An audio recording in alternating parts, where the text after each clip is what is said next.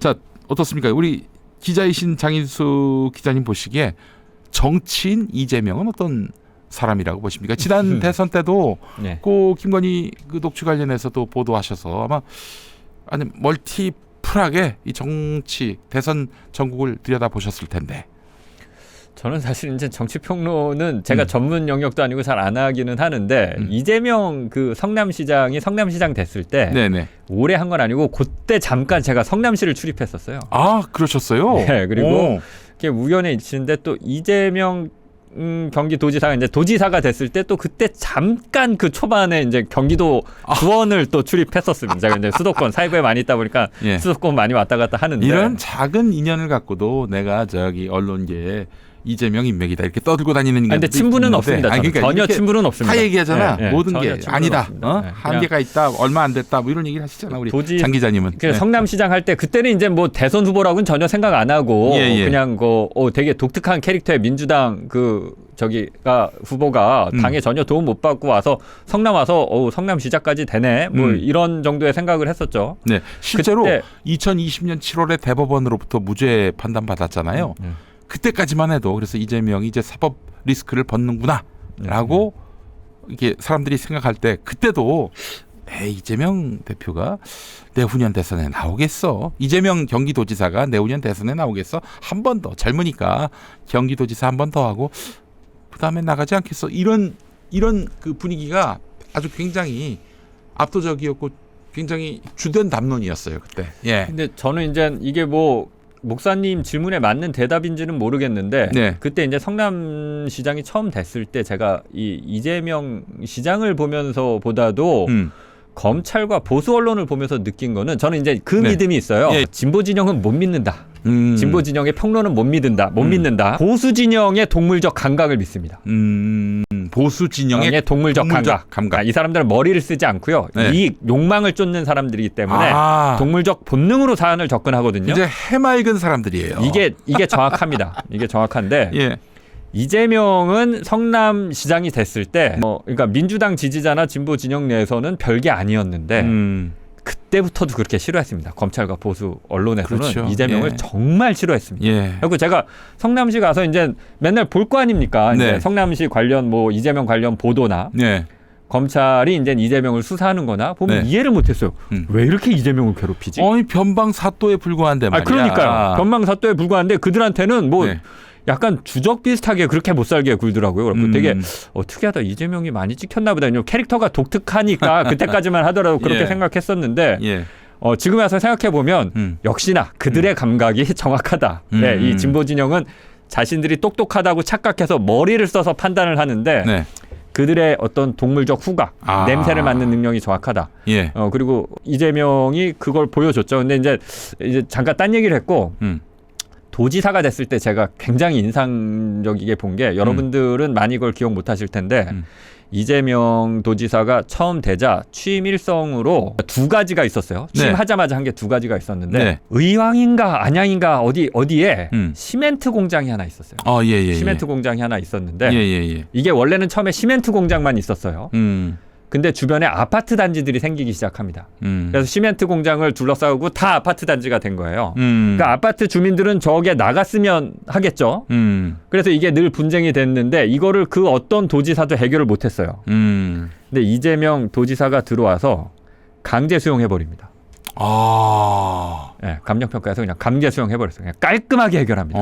깔끔하게 해결했어요. 권력을 쓸 줄 아는 사람이에요. 이게 하나 있었고 취임하자마자 했던 게 되게 인상적이었어요. 인상적이었고 그게 원래 이제 이재명이 갖고 있는 추진력이죠. 또 하나가 저는 진짜 인상적으로 본 게 이거 잘 사람들이 모르는데 경기도청 공무원들한테 다 이름표 달라고 그랬어요. 그렇죠. 기억납니다. 그래서 또 경기도 공무원들이 반발하기도 했어요. 이거를 비판하는 사람들도 있어요. 안 좋다고. 근데 저는 이거를 굉장히 긍정적으로 봅니다. 민주당이 집권했을 때 실패하는 요인 중에 하나가 관료들을 장악하는 능력이 굉장히 떨어집니다. 민주적으로 접근해요. 관료들과 사이를 좋게 가져가려고 해요. 인간적으로 이해는 합니다. 처음 취임해서 누가 처음부터 밑에 사람들 막 갉아서 사이가 나빠지고 싶겠어요. 다들 이렇게 인자하게 좋게. 근데 결국은 나중에 이 관료들의 영악함 그리고 관료들이 갖고 있는 전문성 네. 이 벽에 가로막혀서 예. 뜻한 바를 잘 이루지 못하거든요. 개혁 결국에는 정책이나 이런 이제 것들이. 농락당하는 거예요. 네, 예. 예. 그런 경우가 되게 많아요. 민주당 출신의 어떤 뭐 시장이나 도지사 혹은 네. 또 이제 장관 이렇게 갔을 때 기관장 이런 것들로 갔을 때 뜻한 바를 잘 못하고 이렇게 나오는 경우가 많은데 예전에 그 진수희 전 장관이라고 그분이 이제 문재인 정권 초기에 저한테 말씀해 주셨는데 교육부 장관을 아마 했을 거예요. 그 양반이. 그 조심해야 된다고. 네, 조심해야 된다고. 관료들이 얼마나 영악한지 정확하죠. 막 취임하고 나서 일을 못하게 한다는 거예요. 한마디로 개혁에 손을 댈 수 없게끔 그렇죠. 날마다 장관님 내일은 대구에서 뭐 행사에 참석하셔서 축사하셔야 됩니다. 아 장관님 내일은 목포로 가셔야 됩니다. 아 장관님 이번엔 강릉으로 가셔야 됩니다. 이러면서 앉아서 뭘 서류를 볼 여지를 없게끔 서류를 볼 시간이 없게끔 만들어 놓고 그렇게 뺑뺑이 돌다가 개혁은 물 건너가고 결국 실적이 없는 무능한 장관으로 낙인 찍혀서 그러니까요. 비참하게 네, 아웃되는 이런 일들을 부지기수로 봤던 거예요. 근데 관료들이 이게 이제 국민의힘이 집권했을 때 국민의힘 실세 장관들이 오면 안 그러거든요. 예, 실세 장관들이 오면. 납작껴요. 국민의힘이 집권했을 때 이게 예. 민주당이 집권했을 때랑 좀 차이가 있는데 네. 이재명을 저는 그걸 되게 이재명 그 대표가 그때 이제 이름표 다뤄라고 했을 때 네. 결국 이제 끝까지 달게까지는 하지 않았습니다. 그러면 네. 이제 완전히 갈등이 첨예해지는데 네. 이 사람이 밀당을 할 줄 아는 사람이구나. 음. 그리고 관료들을 휘어잡을 수 있는 그러니까 어느 부분을 치고 들어가면 네. 관료들과 밀당을 대고 밀당을 할 수 있고 관료들을 휘어잡을 수 있고 근데 항상 그렇지만 채찍과 당근이 같이 필요하거든요. 그렇죠. 모든 일에는 예. 채찍을 쓸 줄 아는구나. 이- 근데 제가 민주당 정치인들 중에서 예. 그 능력을 갖고 있는 사람이 거의 못 봤는데 네.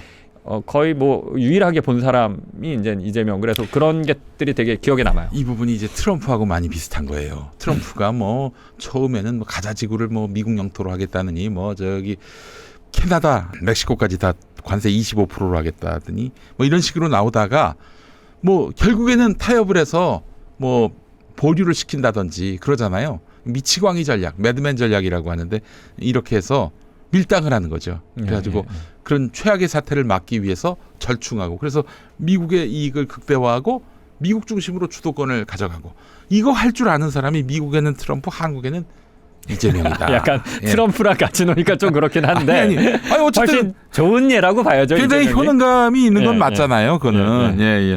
아니 지금- 그리고 뭐 이재명의 어떤 저는 행정가로서의 능력은 정말 탁월하다. 네. 다만 이제 이재명 대표가 이제 그 장점과 단점이 좀 뚜렷한 것 같아요. 네. 단점이라고 하면 네. 저의 이제 폭 좁은 식견에서는 시장과 도지사까지는 본인의 유능함, 본인의 똑똑함으로 그렇지.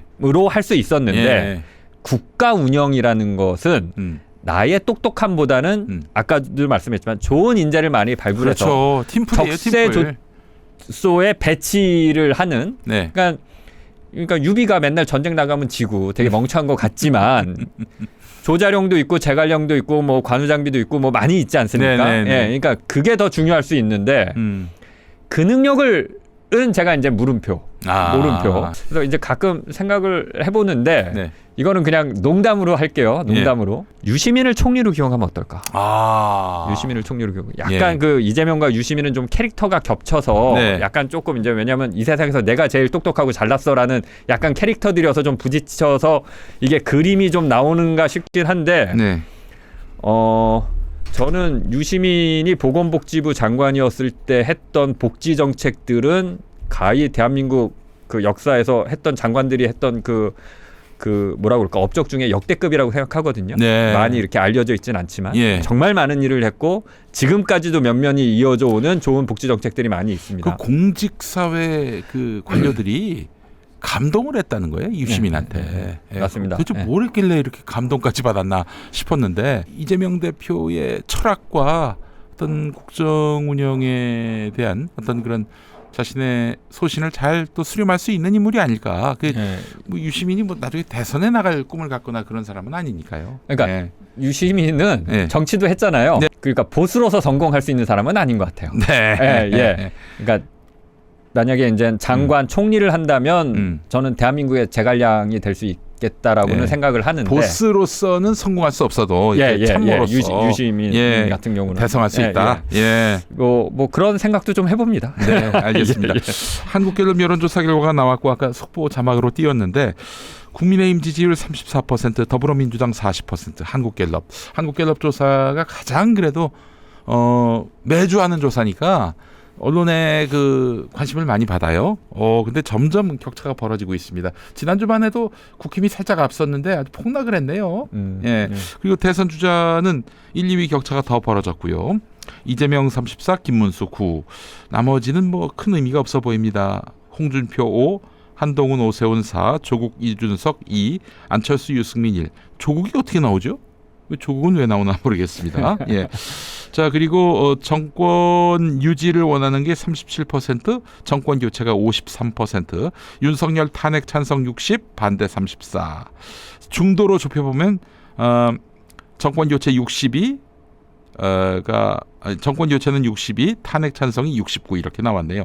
네, 뭐 점점 지금 격차는 벌어지고 있는 상황입니다. 다시 그 보수가 이른바 적극적으로 응답했던 1월 초중순까지의 상황이 바뀌어서 뭐 거의 파면이 확실시 되다 보니까 민주당 지지율이 다시 크게 앞섰고 이재명 대표와 김문수 여권 1위와의 격차는 더 벌어졌다. 이렇게 말씀드릴 수 있겠습니다. 자, 그래요. 탄핵 국면에서 MBC의 활약이 정말 대단했습니다. 근데 이재명 대표와의 관계는 어떠한지 제가 알고 있기로는 지금 사장 말고 그 이전에 계셨던 사장님은 이재명 대표를 별로 안 좋아한 걸로 알고 있었습니다. 물론 뭐 사장이 뭐 직접 보도에 편성에 뭐 개입하는 건 어려운 일이지만 MBC 안에서 근데 어쨌든 그래도 문재인 정부와는 좀 코드가 많이 맞았던 그런 분들이 이재명 대표와는 좀 거리가 있었다. 이런 얘기를 제가 좀 들었거든요. 맞습니까?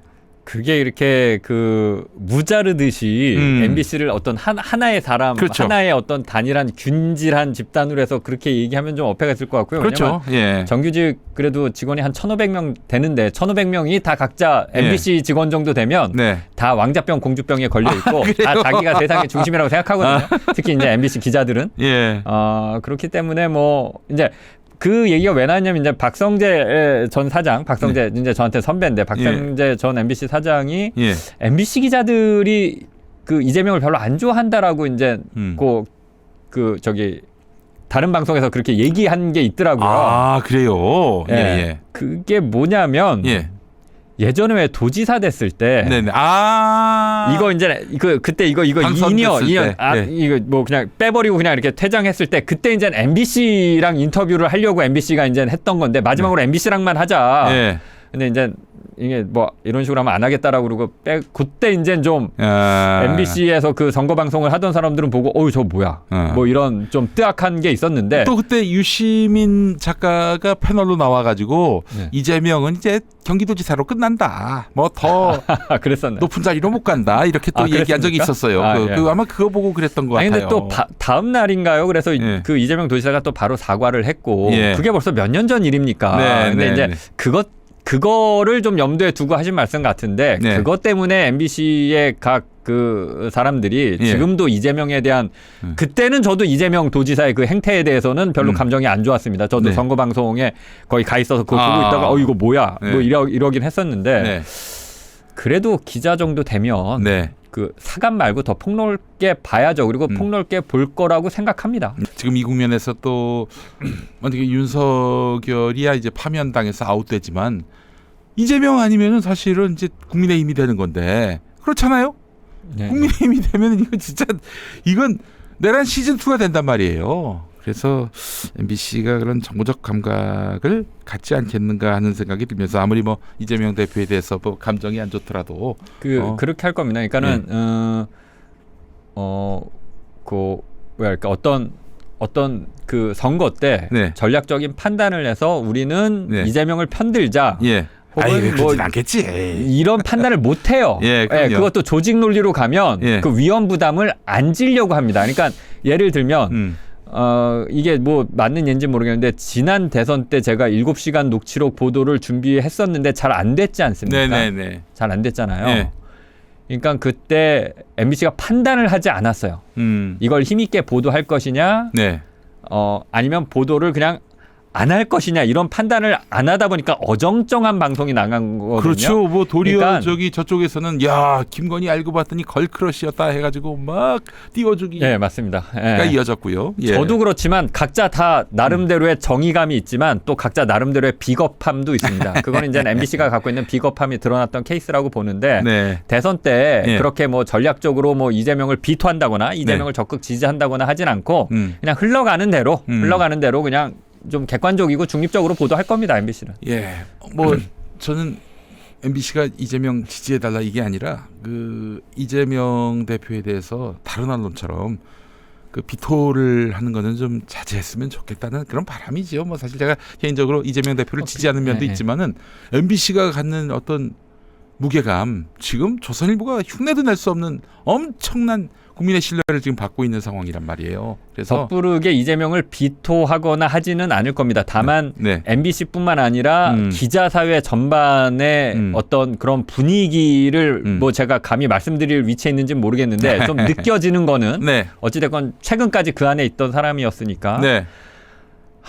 기자들이 왜 그런지는 모르겠는데 이재명처럼 캐릭터가 분명한 사람을 안 좋아하는 건 맞는 것 같아요. 아, 왜 그럴까요? 그러니까는 물에 물 탄 듯 술에 술 탄 듯한 사람을 좋아해요. 기자 사회는. 그게 쭉 흐름이 있습니다. 예. 손학규, 네. 안철수, 네. 반기문, 네. 이준석. 예. 그러니까 그러니까 국민의힘에 있어도 네. 되고 네. 민주당에 있어도 되고 예. 이런 캐릭터를 좋아해요. 아. 근데 지금 방금 말씀드린 사람 보면 기자들이 인기 투표하면 늘 이제 그때마다 인기 투표 상위권에 올랐고 기자들이 대선 주자로 만들어주지 못해 안달했던 정치인들이거든요. 예. 근데 그런 흐름들이 있죠. 실제로 그 이준석 씨가 지금 국회 과방에 있으면서 이 언론 방송 종사자들 뭐 이른바 좌파로 낙인이 찍혔던 그런 종사자들의 이익을 대변하기도 하고 뭐 윤석열 정권의 언론 탄압에 대해서 정면으로 꾸짖기도 하고 그래서 더욱더 이준석이 언론인들에 대한 어장 관리는 확실하구나 그런 느낌을 갖게 해요. 예. 그래서인지 CBS 김현정도 굉장히 이준석과 절친 관계가 아니었나 하는 생각이 들고 절친 정도가 아니죠. 준석맘이라는 별명까지 듣고 있는 건데 최경영 기자가 그런 얘기하더라고요. CBS가 이준석하고의 거리 두기에 실패했다. 불가금 불가원이라는 얘기가 있는데 네. 좀 실패한 것 같습니다. 실패한 것 같죠. 취재원과 이제 불가금 불가원. 어느 정도는 취재를 하려면 좀 접근을 하고 친해질 수밖에 없는 그 관계가 있습니다. 기자하고 정치인들은. 예. 그렇다고 해서 그거를 몸을 섞는 식으로 무라일체의 그 단계로 가면은 안 되거든요. 어느 중간에는 선을 끊어야 되는데 일단 이 CBS를 말씀을 드리면 이게 뭐가 문제냐면 이 시사 프로그램도 그렇고 보도도 그렇고 최악의 그 윤리 위반, 보도 윤리 위반, 방송 윤리 위반은 그 무엇도 아니고 시청자를 속이는 행위예요. 아, 그렇죠. 이거는 절대 하면 안 됩니다. 예. 절대 하면 안 돼요. 네. 예를 들어서 뭐 몰카로 찍고 뭐 함정 취재를 하고 뭐 예를 들어서 제보를 돈 주고 사고 다 이제 윤리 위반이 일 수 있죠. 근데 그냥 따질 거 없이 절대 하지 말아야 할 것은 시청자를 속이면 안 돼요. 근데 CBS는 성급한 결론이긴 하지만 시청자를 속인 걸로 보여요. 그러니까 이렇게 비유를 할게요. 뒷광고는 거짓말을 하지 않습니다. 뒷광고를 하는 그 어떤 그 예를 들어서 여행 유튜버나 이런 상품 유튜버들도 가서 이 상품을 써보고 이거 예를 들어서 호텔에 갔는데 뭐 침대 베딩도 훌륭하고 부대 시설도 훌륭하고 전망도 좋고 맛있고 다 팩트예요. 다 팩트인데 다만 호텔 측으로부터 협찬을 받았다거나 광고비를 받았다는 얘기를 안 하는 순간 뒷광고라고 해서 시청자들로부터 지탄을 받죠. 네. 그건 뭐냐면 이제 영어에 그런 표현이 있는데 생략함으로써 거짓말을 한다. 아, 자기는 이제 아무 얘기도 안 했지만 그렇죠. 생략함으로써 거짓말을 하게 됩니다. 중요한 얘기를 하지 않음으로써 오인하게 만드는 거죠. 그러니까 이제 뒷광고 같은 게 대표적으로 건데 광고나 협찬을 받았다는 얘기만 딱 생략하고 나머진 다 팩트여도 진짜 저 사람이 순수하게 가서 저렇게 써봤더니 좋은 거구나 이렇게 오인하게 만들지 않습니까? 그 사람이 거짓말한 건 없어요. 그 유튜버나 그 사람이. 근데 이제 CBS가 한 게 딱 그런 거예요. 우리가 판단했다. 그렇고 뭐 팩트일 수 있습니다. 네. 근데 생방송 중에 네. 정치인이 이렇게 방송해달라고 들이밀었으면 네. 그거를 얘기를 해줘야죠. 그러니까 그렇죠. 예를 들어서 김현정이 네. 그 누구예요? 조정훈이랑 얘기하는데 예. 근데 이런 여론조사 결과가 있는데요. 네. 라고 하면서 들이밀었잖아요. 네. 그렇게 얘기를 하진 않고 예. 지금 이준석 전 대표나 이준석 대표 측에서 네. 이런 그 입장을 좀 밝혀왔습니다. 네. 실시간으로. 그래서 이런 여론조사 결과가 있어서 이 여론조사를 갖고 지금 반박을 하고 있는데 어떻게 생각하십니까? 라고 하면 시청자들이 이렇게 분노하지 않습니다. 그렇죠. 예. 예. 근데 그거를 생략한 거죠. 네. 그래서 마치 그것이 취재진의 객관적인 판단인 것처럼 시청자들을 오인하게 만들었거든요. 이게 가장 큰 잘못이에요. 이게 CBS가 한. 네. 심지어는 그 유승민, 이준석 신당에 대한 조사인데 유승민 걷어치우고 이준석 신당 17% 이렇게 나온 거는 이거는 명백한 이준석 띄우기죠. 예, 네, 이거를 계속해서 부정하고 시민들은 다 알고 있는데 그 맥락까지 다 알고 있는데 그리고 뭐 어젠가요 오대영 라이브 나와서 이준석 그 전 대표는 이준석 의원은 이게 뭐가 문제냐? 그리고 난 늘 이렇게 했다라고 얘기를 하던데. 예. 좋겠습니다. 언론인 치고 많아서. 요새 이제 유튜버 매체들도 많이 생기고 그러다 보니까 모르겠습니다. 본인은 그렇게 했는지 모르겠는데 이제 MBC에서 기자 생활을 그래도 16년 동안 했던. 제가 봤을 때는 있을 수 없는 일이고요. 그런 거는 단 한 번도 보지 못했고요. 저는 생방송 중에 정치인이 이렇게 방송을 해달라고 자기가 출연하지 않고 그렇지. 자기가 상관없는 자기가 출연한 방송이면 얼마든지 그렇게 사전 협의도 하고 중간에 뭐 앵커랑 싸우기도 하고 뭐 앵커가 적당히 맞춰주는 얘기도 하고 다 하죠. 네. 근데 출연하지 않은 방송에 그런 식으로 뒤에 숨어서 자기를 드러내지 않고 자신의 입장을 반영을 시킨다? 네. 실시간으로? 저는 이거 처음 봤고요. 그렇게 한다라고 하면 이준석은 그걸 갖고 별 문제를 못 느낀다라고 하면 이건 근본적으로 윤리의식 자체가 아예 없는 거죠. 근데 이제 그건 아니고 이제 어쩔 수 없이 자기가 한 행위가 있기 때문에 그거를 실드 치다 보니까 거짓말 한 거라고 보는데 그거 있을 수 없는 일이고요. 이거 윤리적으로 심각한 위반입니다. 알겠습니다. 자, 이 얘기도 한번 여쭤보고 싶습니다. 이게 사실 MBC가 너무 침묵을 유지해가지고 우리 장 기자님한테까지 질문을 하게 됐는데 오요한나 기상캐스터 이분이 이제 스스로 목숨을 끊어가지고 참 온 사회에 큰 충격을 주고 있는데 이제 진상조사에 들어갔다고 하지만은 돌아가신 건 작년 9월의 일이고 이제 뭐 언론 보도가 나오니까 뭐 물론 이제 극우 성향의 언론의 보도긴 했습니다만은 이제 와서 MBC가 부랴부랴 나오고 있고 그 뭐 김장겸 등 이런 사람들이 막 설레발 떠니까 MBC를 음해하는 세력들이 지금 이걸 이용하고 있다라고 얘기하는 이 굳이 안 해도 될 말을까지 해가지고 지금 논란을 사고 있는데 이 사태를 어떻게 보고 계세요? 일단 애초에 가로세로 연구소에서 최초 제기했나요 이거를? 아니 조선일보에 있었던 최운민 기자가 매일신문 갔는데 거기서 기사로 알고 있어요. 예. 좀 MBC에 굉장히 적대적인 사람들이 이걸 이제 퍼뜨리고 있는 거는 일단 그거는 맞는 것 같아요. 뭐 MBC의 대응이 좋냐 안 좋냐를 떠나서. 다만 이제 제가 이 사안을 제가 관심이 있게 지켜보진 않아서 잘 모르는데 초창기에 이제 MBC가 발표했던 입장은 일단 이해는 됩니다. 이해는 됩니다. 그러니까 뭐냐면 이제 고인이 되신 분이 그러니까 공식적인 루트를 통해서 문제 제기를 했으면 그 MBC에서 이제 진상 조사나 뭔가 있었을 텐데 그게 없는 상황에서 그러니까 그러면 MBC도 모르고 넘어갔을 수 있는 거죠. 그러니까 얘기를 했다고는 하는데 이제 주변 지인들한테 한 거죠. MBC의 뭐 이제 동료거나 선배거나. 근데 이게 이제 공식적인 문제 제기의 이제 어떤 통로들이 있거든요. 직장 내 뭐 이제 갑자기 신고하는 통로거나 뭐 여성이면 뭐 여성 차별이나 뭐 성 관련 뭐 이런 거나 이렇게 신고하는 통로들이 있는데 그쪽으로 접수되지는 않아서 파악은 못했다라고 한 게 변명은 아니고 맞는 것 같아요. 맞는 것 같아요. 그리고 MBC는 그런 문제에 대해서 그 대한민국의 어떤 조직보다도 투명하게 접근하려고 노력하는 조직인 건 맞습니다. 그러니까 저의 경우에는 그러니까 저의 경우라고 하면 그렇고 제가 아주 가깝게 본 제 동기 기자들이 두 가지 케이스가 있는데 한 기자는 선배 기자와의 문제가 생겼어요. 저희가 막내 기수 1년차, 2년차 때 MBC에서 실제 있었던 예, 실제 일이죠. 있었던 일입니다. 저희보다 한 10년 이상 그 위에 있는 선배랑 부적절한 뭔가가 있었는데 이 선배 문제가 불거지고 이 선배 기자가 바로 해직됐습니다. 이게 벌써 한 거의 뭐 한 17년 전 뭔지 알 것 같습니다. 그게 누군지 알 것 같아요. 그리고 몇 년 전에는 제 동기 기자가 제보자와 부적절한 뭔가가 있다라는 어떤 문제가 제기됐고 조사를 했고 바로 해직시켰습니다. 바로 해직시켰습니다. 그러니까 MBC는 그런 거에 있어서는 왜냐하면 제 동기 기자라고 해봐야 뭐 8명 정도거든요. 그 안에서 이제 두 가지 케이스인데 그게 벌써 10몇 년 전 그리고 한 뭐 5, 6년 전 각각 케이스가 그렇게 되는데 문제가 있다고 판단되면 그런 부분에 있어서는 되게 냉정하게 대처를 했던 조직인데 요건은 그러니까 좀 제가 MBC 사장에 빙의해 본다면 되게 곤혹스러울 것 같긴 해요. 공식적인 루트를 통하지 않았다는 게 맞다면 그런 상황에서 이 가해자로 지목된 사람들에 대해서 MBC가 막 조사해도 될까?